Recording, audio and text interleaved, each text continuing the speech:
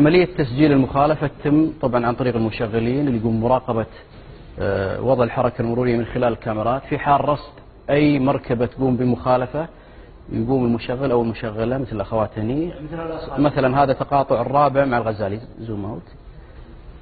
يعني مثلا السيارات هذه اللي واقفة هني تشوفون هذه واقفة سادة المسار الفرعي، فتعتبر متجاوزة للخطوط الأرضية، عدم الالتزام بالخطوط الأرضية، فتسوي عليها شوت صورة للوضع العام، ويسوي زوم حق اللوحة، ويتم تسجيلها بفورمة تثبت لتسجيل المخالفة بحيث ترفق معها كدليل بالبيانات الموجودة هذه بالصورة، الموقع والتاريخ والوقت، بحيث أن يكون ما في أي يعني اعتراض من قبل المخالف فيما لو ادعى بأن المخالفة هذه غير صحيحة.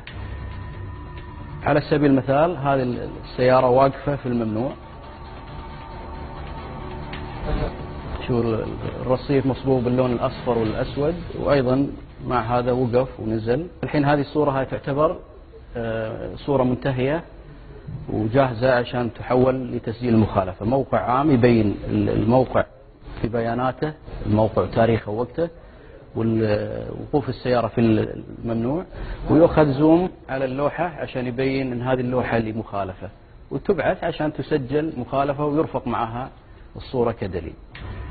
هذه المركبة على سبيل المثال القائد مالها مو رابط حزام الأمان، فأيضا يأخذ له شوت باين انه مو رابط حزام الأمان، يسجل رقم السيارة، تسجل أيضا كمخالفة مثل المخالفات الثانية في أن عدم التزام بالربط حزام الأمان أثناء القيادة.